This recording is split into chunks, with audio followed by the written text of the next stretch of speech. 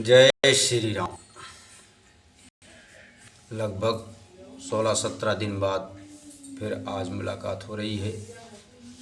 किसी कारणवश नहीं आ पाए, अब आगे फिर शुरू करते हैं।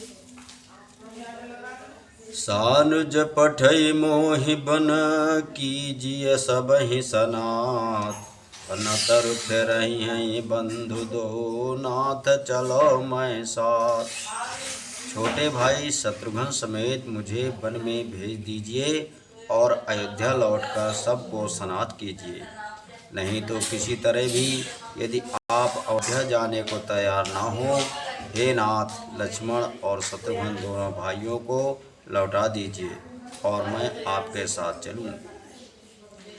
न तरो जाहि बन तीन भाई, बहु रहि सिय सहित रघुराई।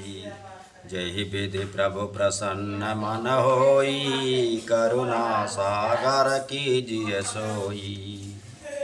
अथवा हम तीनों भाई वन चले जाएं और हे रघुनाथ जी, आप श्री सीता जी सहित अयोध्या को लौट जाइए। हे दया सागर, जिस प्रकार से प्रभु का मन प्रसन्न हो वही कीजिए। देव दीन सब मोहि अभारू, मोरे नीत न धर्म विचारू। कहाहू बचन सब स्वार्थ हेतु, रहत न आरत के चित चेतु। हे देव, आपने सारा भार जिम्मेदारी मुझ पर रख दिया, पर मुझमें ना तो नीति का विचार है और न धर्म का। मैं तो अपने स्वार्थ के लिए सब बातें कह रहा हूँ। आर्त दुखी मनुष्य के चिंता में चेत विवेक नहीं रहता। उतर दे सुनि स्वामी रजाई, सो सेवक लखि लाज लजाई। असमय अवगुण उदधि अगाधु, स्वामी स्नेह सराहत साधु। स्वामी की आज्ञा सुनकर जो उत्तर दे, ऐसे सेवक को देखकर लज्जा भी लजा जाती है। मैं अवगुणों का ऐसा अथाह समुद्र हूँ कि प्रभु को उत्तर दे रहा हूँ, किंतु स्वामी आप स्नेह बस साधु कहकर मुझे सराहते हैं। अब कृपाल मोहि सो मत धावा, सकुच स्वामी मन जाई न पावा। प्रभु पद शपथ कहूँ सति भाऊ, जग मंगल हित एक उपाऊ। हे कृपालु, आप तो वही मत मुझे भाता है जिसमें स्वामी का मन संकोच न पावे। प्रभु के चरणों की शपथ है, मैं सत्य भाव से कहता हूँ, जगत के कल्याण के लिए एक ही उपाय है। प्रभु प्रसन्न मन सकुच तजी, जो जही आयस दे। सो सिर धरि धरि करहि सबू, मिटहि अनगट अवरे। प्रसन्न मन से संकोच त्याग कर प्रभु जिसे जो आज्ञा देंगे उसे सब लोग सिर चढ़ा कर पालन करेंगे और सब उपद्रव और उलटने में उलझने में मिट जाएंगे। भरत बचन सुचि सुनि सुर हरसे, साधु सराहि सुमन सुन बरसे। असमंजस बस अवध निवासु, निवासी प्रमुदित मन तापस बनवासी। भरत जी के पवित्र वचन सुनकर देवता हर्षित हुए और साधु साधु कहकर सराहना करते हुए देवताओं ने फूल बरसाए। अयोध्या निवासी असमंजस के बस हो गए कि देखें अब श्री राम जी की क्या कहते हैं। तपस्वी तथा वनवासी लोग श्री राम जी के वन में बने रहने की आशा मन में परम आनंदित हुए। चुप ही रहे रघुनाथ सकोची, प्रभु गति देखि सबा सब सोची। जनक दूत तहि अवसर आए, मुनि वशिष्ठ सुनि बेगी बुलाए। किंतु संकोची श्री रघुनाथ जी चुप ही रह गए। प्रभु की ये स्थित मौन देखकर सारी सभा सोच में पड़ गई। उसी समय जानकी जी के दूत आए। यह सुनकर मुनि वशिष्ठ जी ने उन्हें तुरंत बुलवा लिया। जनक जी के दूत आए तो करे प्रणाम तिन्हु राम निहारे, बेसु देखि भय निपट दुखारे। दूतन मुनि बर बूझी बाता, कहूँ विदेह भूप कुशलाता। उन्होंने आकर प्रणाम करके श्री रामचंद्र जी को देखा। उनका मुनियों का सा वेश देखकर वो बहुत ही दुखी हुए। मुनि श्रेष्ठ वशिष्ठ जी ने दूतों से बात पूछी कि राजा जनक का कुशल समाचार कहो।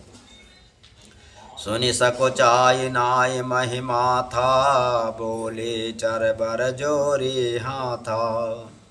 बूझब राउर चादर साई, कुशल हेतु सो भयहु गोसाई। यह मुनि का कुशल प्रश्न सुनकर संकुच सकुचाकर पृथ्वी पर मस्तक नवाकर वे श्रेष्ठ दूत हाथ जोड़कर बोले, हे स्वामी, आपका आदर के साथ पूछना यही हे गोसाई कुशल का कारण हो गया।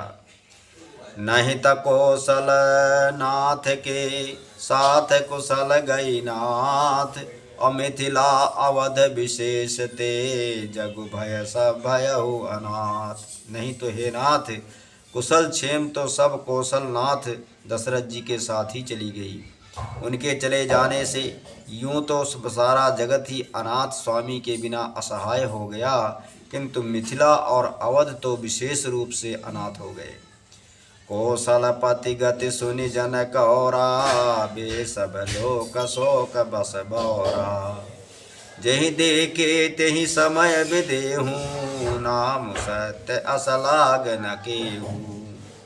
अयोध्यानाथ की गति दशरथ जी की का मरण सुनकर जनकपुरी पुरवासी सभी लोग शोक बस बावले हो गए, शुद्ध बुद्ध भूल गए। उस समय जिन्होंने विदेह को शोक मग्न देखा, उनमें से किसी को ऐसा न लगा कि उनका विदेह देहाभिमान रहित नाम सत्य है, क्योंकि देहाभिमान से शून्य पुरुष को शोक कैसा। तो रान्य कुचाल सुनत नर पालही, सूझन कछु जस मन बिनु ब्यालही। भरत राज रघुबर बन बासु, भा मिथिलेश हृदय हरासु। रानी की कुचाल सुनकर राजा जनक जी की कुछ सूझ न पड़ा, जैसे मणि के बिना सांप को नहीं सूझता। फिर भरत जी को राज्य और श्री रामचंद्र जी को वनवास सुनकर मिथिलेश्वर जनक जी के हृदय में बड़ा दुख हुआ। नभ बूझे बुध सचिव समाजू, कहाँ विचार उचित का आजू। समुझ अवध असमंजस दो, चलिए कि रहिए न कह कछु को। राजा ने विद्वानों और मंत्रियों के समाज से पूछा कि विचार कर कहिए, आज इस समय का क्या करना उचित है। अयोध्या की दशा समझकर और दोनों प्रकार से असमंजस जानकर चलिए या रहिए, किसी ने कुछ नहीं कहा। तो न पहि धीर धर हृदय विचारी, पठे अवध चतुर चरचकारी। बूझि भरत सति भाव कुभाऊ, आयहु बेगी न हो लखाऊ।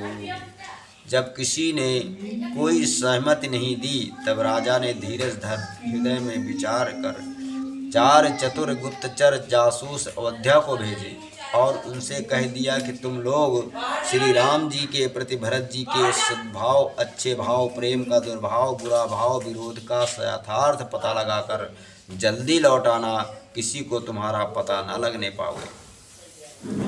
गए अवध चर भरत गति, बूझ देखि कर तूति।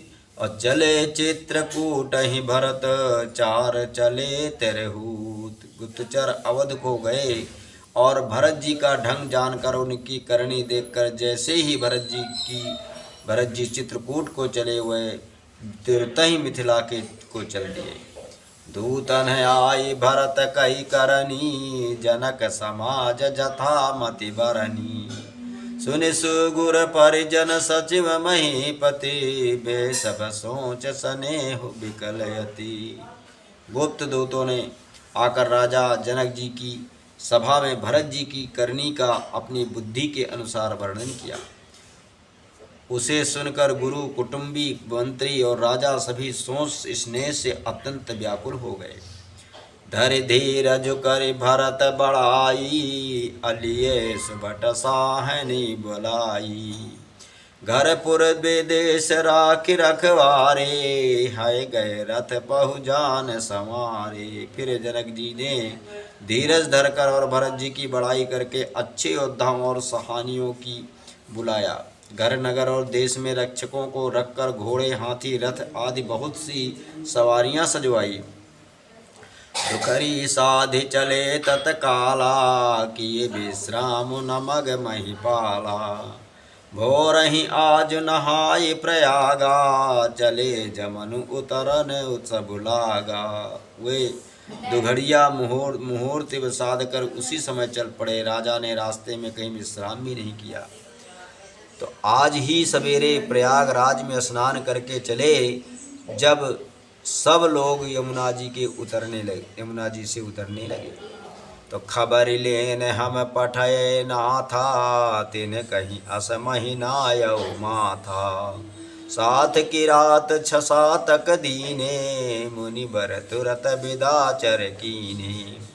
तब हे नाथ हमें खबर लेने को भेजा। उन्होंने दूतों ने ऐसा कहकर पृथ्वी पर सिर नवाया। मुनि श्रेष्ठ वशिष्ठ जी ने कोई 6-7 भीलों को साथ लेकर दूतों को तुरंत विदा कर दिया। तो सुनत जनक आगमन सबो, हर्षौ अवध समाज। रघुनंदन ही संकोच बड़, सोच विबस सुर साज। सियावर रामचंद्र की जय, पवन सुत हनुमान की जय। बोलो भाई सब संतन की जय।